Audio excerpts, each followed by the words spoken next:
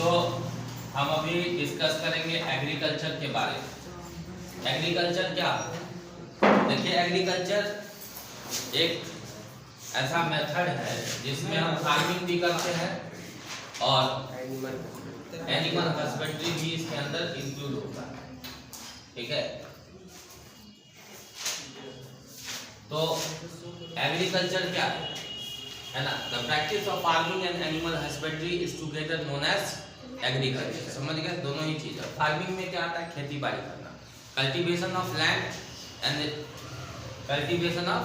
Land and growing of crops, है ना?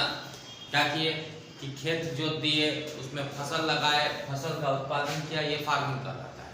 Animal husbandry मतलब होता है गाय, बैल, भैंस, बकरी, है ना, जो पालतू जानवर है उनको पालना। और तो पालतू जानवर को हम पालते हैं अपने पर्पस के लिए, दूध प्राप्त करने के लिए। ठीक है, जैसे गाय को पालते हैं दूध प्राप्त करने के लिए, बैल को पालते हैं खेती करने के लिए। ठीक है, और फार्मिंग में समझ ही गए क्या है करना है कि खेत में फसल उत्पादित करना क्या कहलाता है? फार्मिंग, है ना?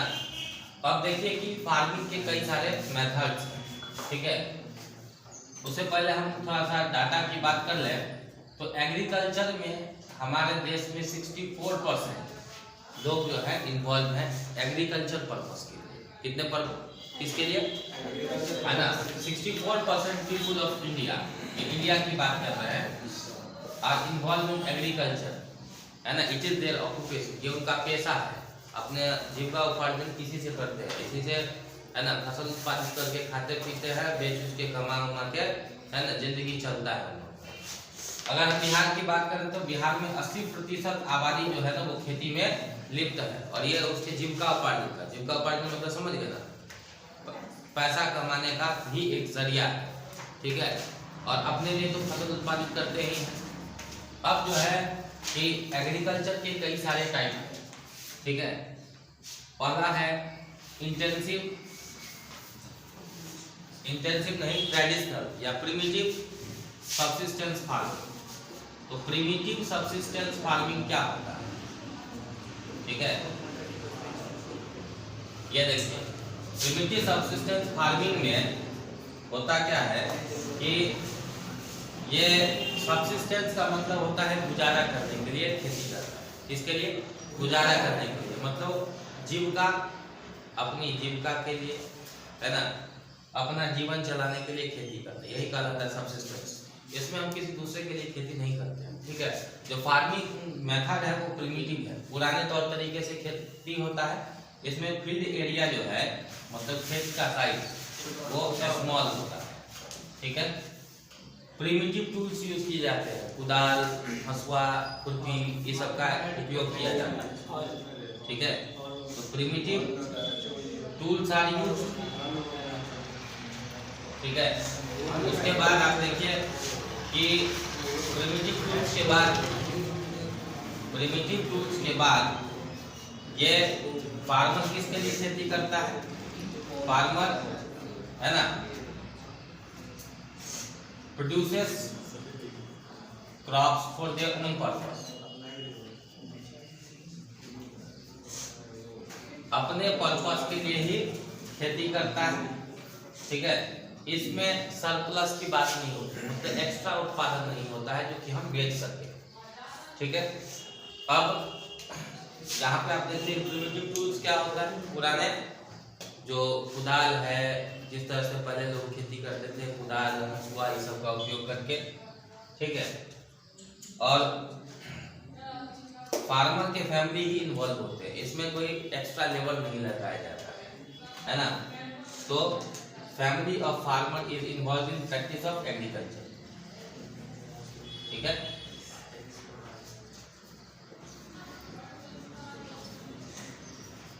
अब देखिए दूसरा जो फार्मिंग का मेथड है वो है झूम कल्टीवेशन। झूम कल्टीवेशन मत लिखिए, ठीक है, झूमिंग। ठीक है, झूमिंग या झूम कल्टीवेशन कहते हैं। इसमें क्या होता है बाबू? वीडियो से तो आप लोग लिखिए लीजिएगा, तो कहाँ लिखिए, दे दिया जाएगा, ज़्यादा से ज़्यादा हम लोग पढ़ लें। झूमिंग या झूम कल्टीवेशन क्या होता है? देखिए ये खासकर ट्राइबल्स लोग करते हैं, आदिवासी लोग। आदिवासी लोग क्या करता है झूमिंग कल्टीवेशन में कि जैसे मैं रांची से आ रहा था तो मैंने देखा कि रास्ते में, ठीक है, वहाँ भी मैंने देखा, ठीक है, तो पहाड़ी क्षेत्र में देखा कि जंगलों में आग लगे। तो मेरे ख्याल में आया कि जंगल में वैसे ही आग लग गया होगा, है ना, नेचुरली। लेकिन वो आग लगाया गया था क्योंकि मैंने कुछ जगहों पे आदमियों को देखा तो याद आया कि वो लोग झूम कल्टीवेशन करते हैं, है ना, जिसको हिंदी में झूम खेती भी कहते हैं। इसमें क्या होता है कि किसान जो है वो पेड़ों को काट के जलाए या सीधे जला देता है ना। क्योंकि काट के जलाया जाता है इसलिए इसको हम स्लैश एंड बर्न एग्रीकल्चर भी कहते हैं। तो पेड़ को क्या किया, काट दिया, जला दिया, और नहीं काट के जलाएगा तो ऐसे ही जला दिया। जला देने के बाद जो राख है उसको साफ कर देता है और साफ कर देने के बाद उस जगह पे खेती करता है 2 से 3 सीजन। 2 से 3 सीजन के बाद उस जगह को छोड़ के चला जाता है दूसरे जगह, क्योंकि चूंकि पहाड़ी एरिया में ऐसी खेती होती है तो उस सॉइल की ज़्यादा फर्टिलिटी नहीं होती है, उर्वरकता नहीं होती, तो छोड़ के चल दिया दूसरे जगह। और दूसरे जगह जब गया तो फिर वहाँ पे भी वही काम करता है। अब जो पीछे वाला एरिया है वो तो खाली पड़ गया, वहाँ पे अब फॉरेस्ट भी नहीं है, वो एरिया अब बैरन हो गया। बैरन मतलब बंजर हो गया। अब फिर उसका, ठीक है, फर्टिलिटी रिज्यूम करने में, फिर से प्राप्त करने में समय लगेगा, है ना। तो इसे घाटा भी है कि हम जंगलों को बर्बाद कर रहे हैं। तो ये हम लोग नहीं करते, बेसिकली ट्राइबल्स पीपल करते हैं। ट्राइबल मतलब समझते हैं, जनजाति के लोग। अब इसको अलग अलग देशों में अलग अलग नाम से जाना जाता है। जैसे इसको स्लैश एंड बर्न एग्रीकल्चर कहा जाता है ना। स्लैश एंड बर्न एग्रीकल्चर का दूसरा नाम देखिए मिल्पा कहा जाता है इसको, मैक्सिको में, है ना। और सेंट्रल अमेरिका में क्या कहा जाता है, मिल्पा। कोंकू कहा जाता है वेनेजुएला में, ठीक है। रोकू कहा जाता है ब्राजील में। मैसोल कहा जाता है सेंट्रल अफ्रीका में। तो ये आपके बुक में दिया हुआ है, कृपया आप इस नाम को याद कर लीजिए। बराबर सवाल पूछे जाते हैं कि स्लैश एंड बर्न एग्रीकल्चर या झूम कल्टीवेशन का दूसरा नाम क्या है in the country of Mexico, तो मिल्पा, ठीक है। यहाँ से भी प्रश्न आते हैं। अब आता है ये इंटेंसिव सब्सिस्टेंस फार्मिंग का। सब्सिस्टेंस फार्मिंग तो बता दिए हैं, इंटेंसिव सब्सिस्टेंस फार्मिंग, ठीक है। आप जब वीडियो देखेंगे तो उस समय अपना जो है रोक के पॉइंट्स नोट कर ले, ठीक है। इसमें थोड़ा इंक डाल देना। इंटेंसिव सब्सिस्टेंस फार्मिंग में इसको क्या कहते हैं, गहन जीविका कृषि, है ना।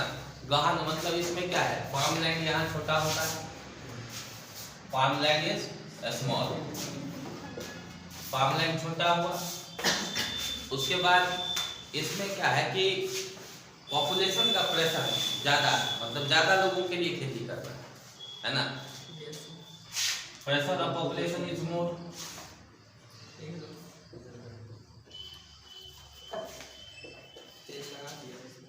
इसमें क्या किया जाता है, पॉपुलेशन का प्रेशर तो ज्यादा है लेकिन खेती इतना नहीं किया जा रहा है, उतने ही आदमी के लिए किया जा रहा है जितना इसके ऊपर प्रेशर है।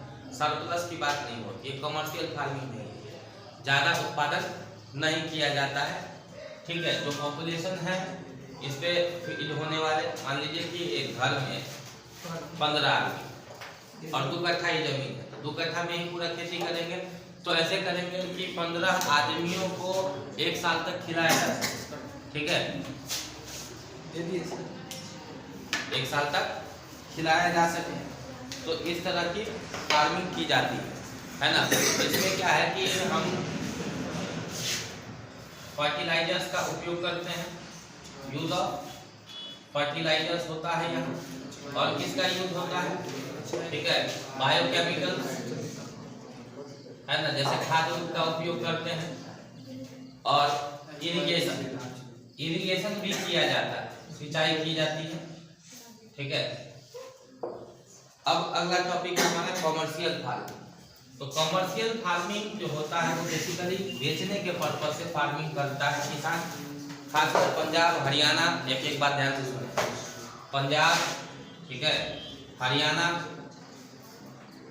और जो हमारा उत्तर प्रदेश है, ठीक है, ये सबसे ज़्यादा फसल उत्पादन करता है और इतना ज़्यादा उत्पादन करता है कि ये बाकी के राज्यों को भी, अपने राज्य को तो खिलाता ही है, बाकी के राज्यों को भी ये खिलाता है, ठीक है।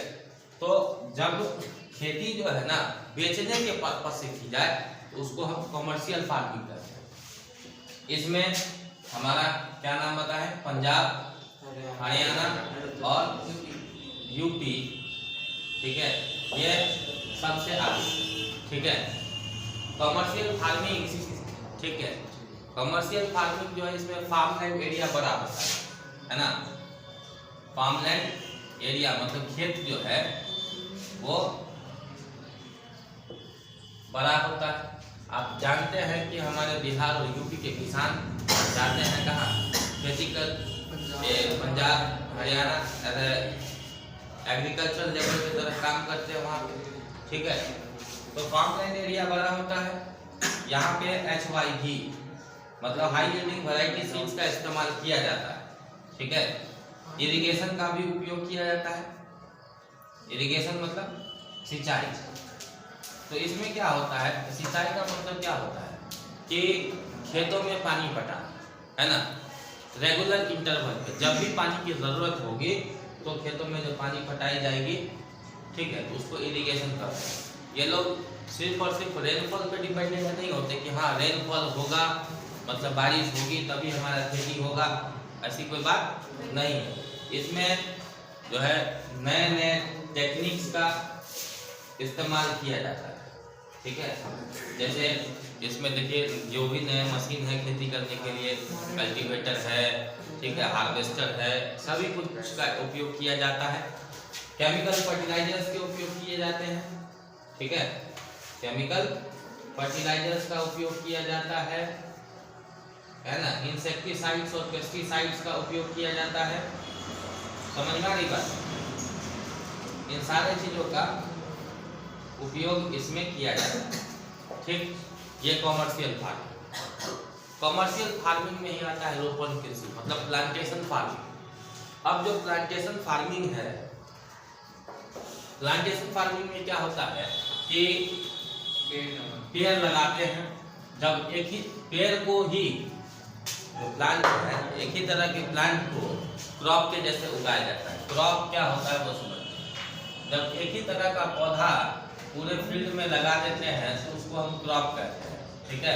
और जब हम प्लांट्स को क्रॉप के जैसे उगाते हैं तो इसको हम क्या कहते हैं, प्लांटेशन फार्मिंग। और प्लांटेशन फार्मिंग में कौन कौन से चीज आते हैं, तो प्लांटेशन फार्मिंग में आता है चाय, ठीक है, कॉफी, चाय, कॉफी, केला, बनाना, है ना, ये सबका नाना है। रबर भी आता है, हाँ रबर भी आता है और ये सभी कॉमर्शियल क्रॉप, ठीक है। शुगर केन, बिल्कुल सही, रबर का भी होता है सर, ठीक है। हाँ अब देखिए एक एक करके हम चर्चा करें। तो ये सब तंबाकू है ना, तंबाकू हमारे बिहार के समस्तीपुर एरिया में जो है खूब ज़्यादा होता है। ये भी कॉमर्शियल फार्मिंग है, क्योंकि ये कोई जो तंबाकू का उत्पादन करेगा है ना, वो तो अगर एक कट्ठा में भी तंबाकू उगा लेगा तो हमको लगता है कि 2 साल बैठ के खैनी लग लेगा, है ना, खुद के लिए। लेकिन ये बेचने के पर्पस से किया जाता है। एक दफ़ा हम गए कहाँ, आप लोग जान सकते, गए समस्तीपुर के किशनपुर क्षेत्र में, ठीक है। वहाँ पे गए थे कुछ पैसा लाने, कहा कि सर ये बार कहीं दिक्कत हो गए, भाई मुखिया में खराब हो गए ना, तो मैं ज़्यादा ध्यान नहीं दे पाइए, तो करीब 2-3 लाख, 2-3 है ना कम गए, मतलब 2-3 लाख रुपया का उसको लॉस हो गया। नहीं तो 15-17 जरूर देते हैं, समझ गए, मतलब 15-17 लाख का प्रॉफिट होता उसको उस फसल तंबाकू से, ठीक है। तो कमर्शियल फार्मिंग है, समझ में आया बात। 15-17 लाख की बात करता है ना। अच्छा आपके हाजीपुर देखो हाजीपुर का मेला, सॉरी हाजीपुर का मेला कहते हैं, हाजीपुर का केला, सोनपुर का मेला और पटना का ठेला बहुत फेमस है। सर रबर कहाँ होता है? साउथ रबर कहाँ होता है बता दे। रबर जो है ना, रबर का उत्पादन हमारे देश में वेस्ट बंगाल, ठीक है, एरिया में होता है, समझ गए। अच्छा तो क्या बोले हाजीपुर का केला, सोनपुर का मेला, पटना का ठेला बहुत फेमस है, ठीक है। का है हाजीपुर में तो केला का उत्पादन ज्यादा होता है, सोनपुर में मेला लगता है, सब कुछ मिलता है, गाय बैल भैंस बकरी सब। अब पटना का ठेला का मतलब क्या है कि वहाँ लिट्टी और चोखा बहुत फेमस है, जो कि ठेला पर मिलता है, समझ में आया। अब देखिए कि ये सारे तो प्लांटेशन क्रॉप्स हो गए, है ना। हमारे जो सीरियल क्रॉप्स है, जो खाद्यान्न फसलें हैं, ठीक है, खाद्यान्न फसलों में आता है कौन कौन से, तो राइस है, व्हीट है ना, मेज है, ठीक है, मिलेट है, ठीक है। ये सारे हमारे आर के बाद ठीक है, पल्सेस भी इसी में आएंगे, ठीक है। आई बात समझ में। तो ये सीरियल स्टॉक है, खाने के लिए जो हम फसल का उत्पादन करते हैं, ठीक है, बेसिकली जो हमारा स्टेपल डाइट है, जिसको हम डेली के पर्पस में यूज करते हैं, ठीक है, वो सीरियल क्रॉप्स है, वो हॉर्टिकल्चर है। वेजिटेबल और फ्रूट्स ये हॉर्टिकल्चर के अंतर्गत आता है, जिसको हम बागवानी करते हैं। तो तुम लोग गाना नहीं गाने लगना कि ये दिल है बागवान, बागवान रब है बागवान, ठीक है, वो अमिताभ बच्चन को ही गाने दो, है ना। तो इसमें क्या आ गया, फ्रूट्स और वेजिटेबल। देखिए वैसे वेजिटेबल नाम का कोई शब्द नहीं है बायोलॉजी में, ठीक है, फ्रूट्स को ही वेजिटेबल कहते हैं। जब हम उसको कच्चा जो ये फ्रूट है, जिसको हम लोग तल भून के खा लेते हैं, उसी को वेजिटेबल कहते हैं, समझ में। अदरवाइज जो है वेजिटेबल नाम का कोई शब्द नहीं है। आपने पढ़ा होगा, बचपन से पढ़ा है, कभी आपने पार्ट्स ऑफ प्लांट में वेजिटेबल पढ़ा है, याद है? नहीं पढ़ा होगा। रूट, स्टेम, लीफ, फ्लावर, है ना, फ्रूट पढ़ा, लेकिन वेजिटेबल नाम की नहीं पढ़ा, ठीक है। आई बात समझ में। अब देखिए कि हम एक एक करके चर्चा करते हैं। पहले तो हम यहाँ पे क्रॉपिंग पैटर्न भी दिया हुआ है, समझे आप, इस बात को ध्यान से समझिए। क्रॉपिंग पैटर्न लिखा हुआ है आपकी किताब में, लेकिन क्रॉपिंग पैटर्न की चर्चा नहीं की है, वो सीधे कहाँ चला गया, क्रॉपिंग सीजन के ऊपर। देखो जब एक खेत में, एक ही खेत है, उसी में जैसे ठंडे के मौसम में करते हैं कि नहीं बोलिए, गेहूँ, हाँ, गेहूँ भी लगा दिए, बगल में आलू भी लगा दिए, प्याज भी लगा दिए, लहसुन भी लगा दिए, तो कई मटर भी लगा दिए, सरसों भी लगा दिए, तो कई सारे फसल, ठीक है, एक साथ जब हम लगा देते हैं एक ही खेत में, तो वो इसको हम मल्टीपल क्रॉपिंग क्या कहते हैं, मल्टीपल क्रॉपिंग, समझ रहे, या इसी को हम मिक्स फार्मिंग कहते हैं। कहीं को दिक्कत, क्लास 9 में आप लोगों ने पढ़ा, ठीक है। अच्छा, तो क्रॉपिंग पैटर्न में समझ गए कि मिक्स फार्मिंग क्या होता है। आपस में बात नहीं करना, बात करने के लिए नहीं, ठीक है। मिक्स फार्मिंग में समझ गया कि एक मतलब दो से अधिक फसल लगाते हैं, एक ही खेत में, तो उसको क्या कहते हैं, मिक्स फार्मिंग। अब देखिए कि इंटरक्रॉपिंग। कौन क्रॉपिंग? इंटरक्रॉपिंग क्या होता है? देखो इंटरक्रॉपिंग में क्या है। अच्छा इससे बात, इसको चर्चा करने से पहले जब गेहूं की बात आई तो गेहूं के का जो फील्ड होता है ना, गेहूं का खेत, तो उसमें गेहूं के साथ बथुआ का साग है ना भी उग जाता है। और बथुआ कोई उगाता नहीं है, वो एक बीड है, खरपतवार है। और लड़कियां खासकर गांव में बथुआ चुराने जाती है और खूब गाली सुनती है, जब बथुआ की तोरा बाप के खा लेबो, तोरा भाई के खा लेबो, बथुआ का कुछ लगा लेबो, ठीक है। तो इस तरह की बातें सुनी जाती है। अच्छा इंटरक्रॉपिंग में क्या होता है कि एक क्रॉप उगाए, ठीक है, मान लीजिए कि यहाँ पे हमने गेहूं लगा दिया, बीट लगा दिया है ना, और यहाँ पोटैटो, अगले क्या किया उसी फील्ड में है ना, एक रो में बीट लगा दिया, दूसरे रो में क्या लगा दिया, पोटैटो लगा दिया, आलू, फिर अगले रो में फिर से बीट लगा दिया, ठीक है, और फिर आलू लगा दिया। जब दो क्रॉप को अल्टरनेट मेथड में उगाया जाता है तो इसी को हम कहते हैं इंटरक्रॉपिंग। दो ही क्रॉप होगा इंटरक्रॉप है ना, तीसरा कोई क्रॉप नहीं होगा। इसका फायदा क्या होता है? इसका कोई फायदा नहीं है, पैटर्न है ना। फायदा ये है कि भाई आप दो फसल उगा सकते हो, है ना। आप इसमें क्या फायदा, सब चीज आप उगा रहे हो अपने लिए, है ना। फायदा तो ये है ना कि आपको बाहर से कुछ खरीदना नहीं पड़ेगा। मिक्स फार्मिंग में आलू उगा लिया, प्याज उगा लिया, अपना पर्पस सब हो जाए।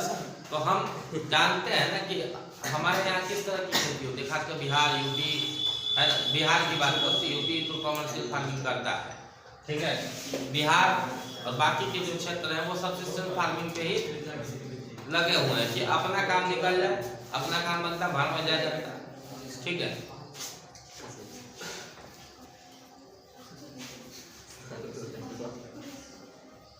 अब जो है एक और बात करेंगे हम क्रॉप रोटेशन का, ठीक है। क्रॉप रोटेशन, ये क्रॉप रोटेशन क्या होता है? तो क्रॉप रोटेशन का मतलब होता है कि जैसे मान लीजिए कि हम गेहूं का उत्पादन करते हैं, ठीक है, वो गेहूं जो है ज्यादा न्यूट्रिशन लेता है प्लांट से, सॉरी सॉइल से, है ना। ज्यादा न्यूट्रिशन लेगा तो न्यूट्रिशन की कमी ना हो जाएगी खेत में, तो क्या करेंगे कि हम पल्स लगा देंगे, दाल लगा देंगे, है ना।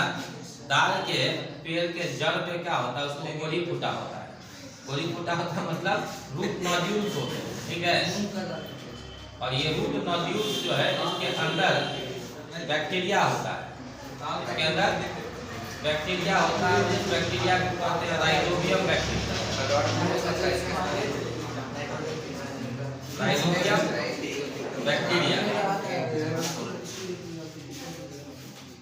आवाज आप ही को दिक्कत देगा, हमको नहीं देगा। राइजोबियम बैक्टीरिया जो है तो सुनने में आपको प्रॉब्लम होगा, जरूरत है तो बोले, नहीं जरूरत है तो मत बोले, जो बोले हाथ उठा। राइजोबियम बैक्टीरिया जो है, तो राइजोबियम बैक्टीरिया क्या करता है, पौधा जो है दाल का, पल्स प्लांट है, कौन सा प्लांट है, दाल का पौधा। तो दाल का पौधा से राइजोबियम बैक्टीरिया अपना भोजन ले लिया और बदले में क्या करता है कि ये नाइट्रोजन फिक्स कर देता है कहाँ, सॉइल में। किस रूप में, तो नाइट्रेट के रूप में या नाइट्राइट के रूप में, NO2- या NO3- के रूप में डाल दिया। अब ये क्या करेगा, फिर इससे ले लेगा, है ना, सॉइल से ले लेगा। तो देखिए आप जमीन के अंदर जब नाइट्रोजन की मात्रा बढ़ गई नाइट्रेट या नाइट्राइट के रूप में, इसका मतलब क्या है कि जमीन की उर्वरकता क्षमता है ना, फर्टिलाइजिंग कैपेसिटी वो बढ़ गया। किसी भी जमीन की फर्टिलाइजिंग कैपेसिटी जो है खासकर प्लांट को प्रोड्यूस करने के लिए इस प्रकार डिटरमाइन होता है कि उसमें नाइट्रोजन कंटेंट कितना है। अगर नाइट्रोजन कंटेंट कम है इसका मतलब फर्टिलिटी कम है, ठीक है। तब आप उसको बढ़ाने के लिए केमिकल फर्टिलाइजर्स का इस्तेमाल करते हैं, ठीक है। अब जो है सीजन के आधार पर भी क्रॉप को बांटा गया, ठीक है। इस आधार पर बांटा गया है, सीजन क्या सीजन के आधार पर क्रॉप को बांटा गया है। Crops according to season, according to season. अब सीजन के आधार पर जो क्रॉप बांटा गया, ठीक है,